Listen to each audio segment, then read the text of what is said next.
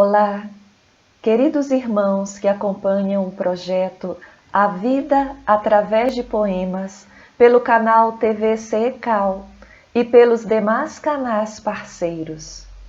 Que o bom Pai derrame as suas bênçãos sobre todos nós.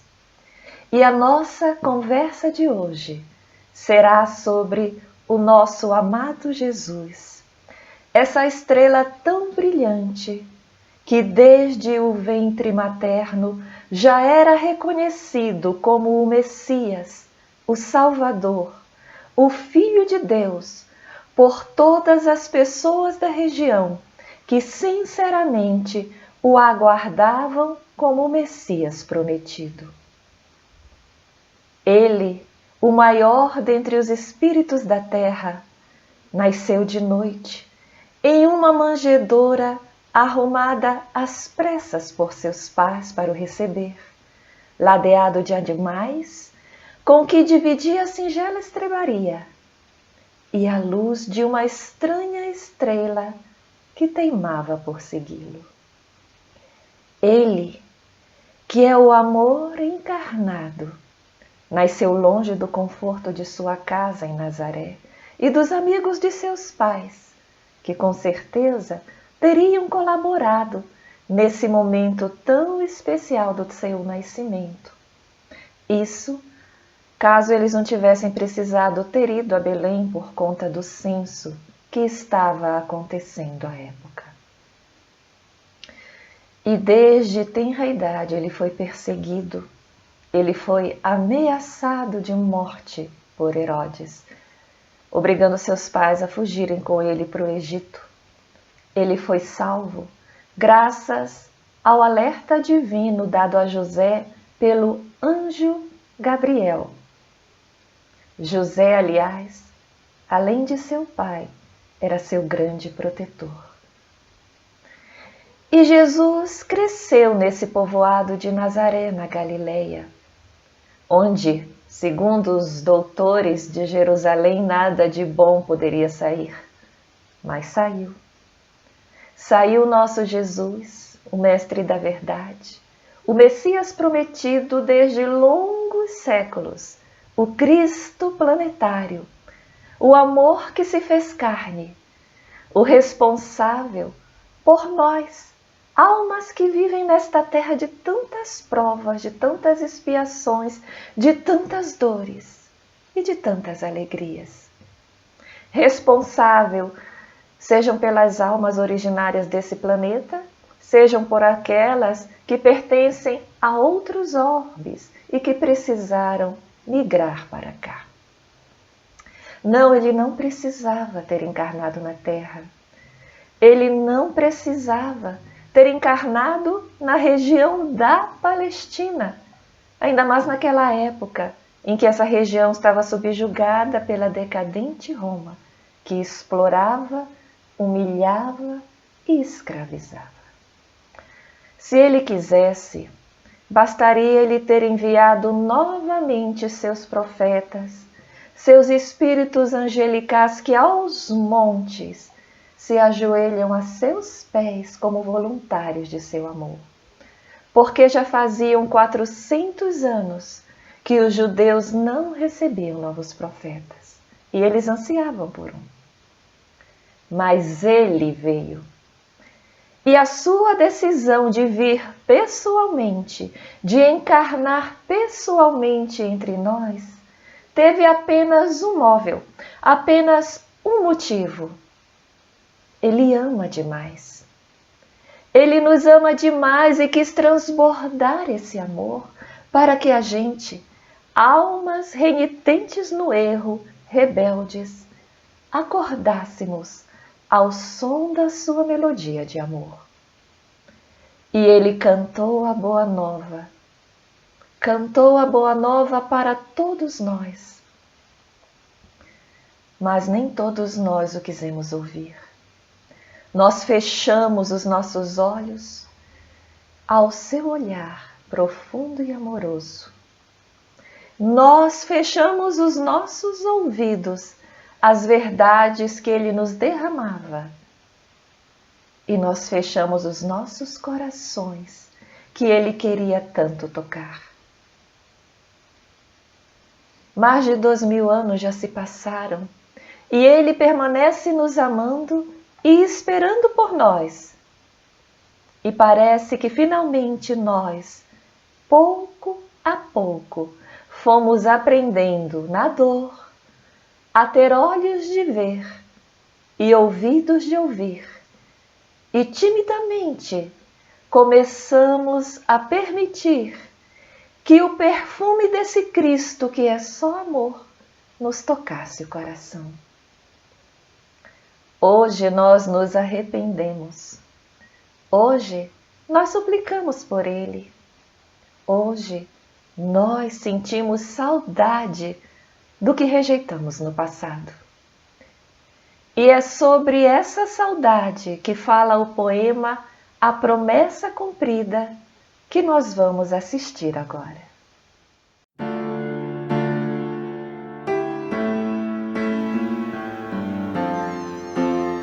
Tu és a promessa cumprida às almas presas na saudade do sonho perdido de um dia, que choram noutra realidade. Jorraste tão doces verdades que o Hades subiu para te ouvir. Tantos pecadores amaste que o mal desistiu de ferir. Viveste tão nobres exemplos que empáfia deixou de ofender. Curastes as chagas do tempo que a dor se curou de doer. O teu olhar fez-se tão brando que os medos quedaram libertos, que mesmo os lírios do campo por ti se fizeram mais belos. E o mar respeitou-te à vontade, e os peixes buscaram por ti, e os montes floriram verdades, e a praia sorriu ao te ouvir. Sangraste ensinando perdão, na cruz consolaste, amaste, tão grande é o teu coração que a vida te trouxe da morte. Senhor, ainda sinto saudade, mas logo a esperança me vem, que vivendo a tua verdade, eu viva meu sonho também. Que eu santifique o teu nome, que eu sinta o teu reino enfim, e aceite a tua vontade, amando como amas a mim.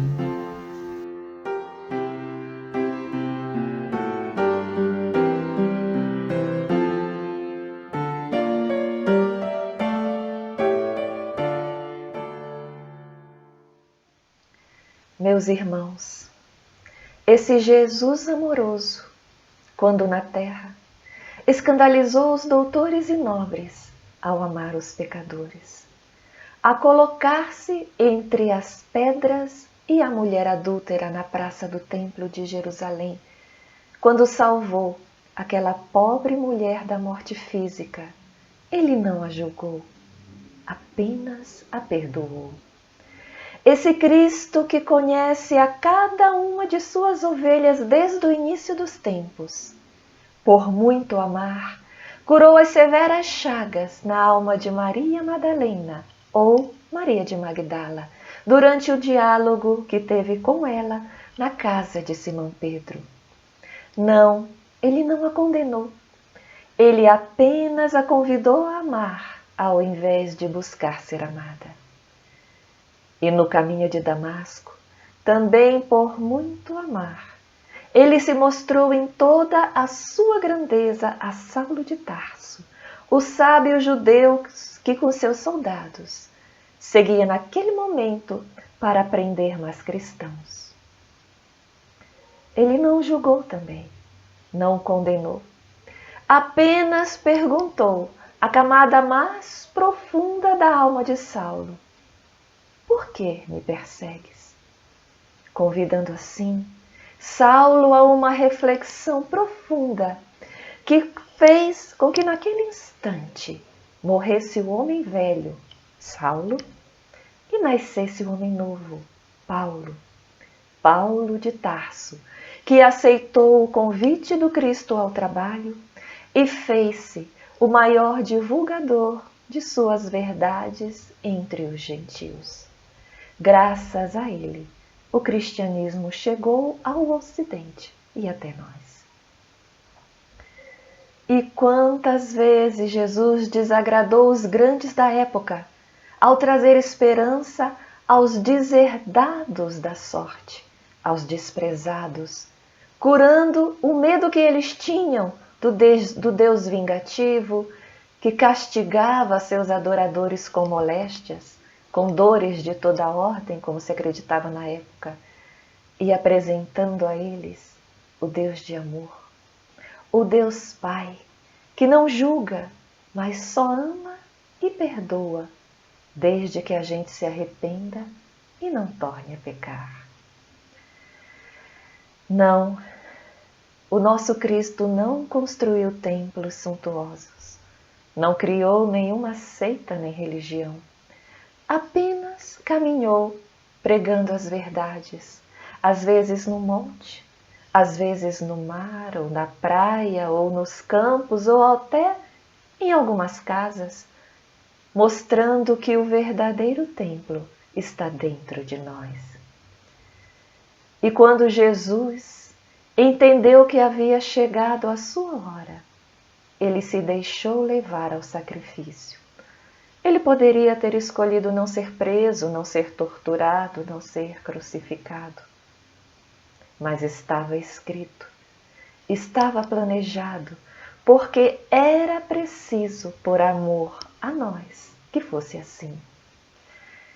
E ele, no poste do martírio, no auge da sua dor, buscou ainda forças para soprar à humanidade o maior dos seus ensinamentos. Pai, perdoa-os, porque eles não sabem o que fazem. Ele sabia que era preciso ensinar ainda aqueles que o queriam sinceramente seguir, que deveriam sofrer perdoando. Era também preciso que ele demonstrasse pessoalmente, através de sua materialização ao terceiro dia, ou ressurreição, como chamam, que também após as nossas provações nas dores da vida, nos aguarda não a morte, mas a vida verdadeira, a vida espiritual. E que assim como ele, também os nossos entes queridos que desencarnaram permanecem vivos e nos amando como Jesus também permanece.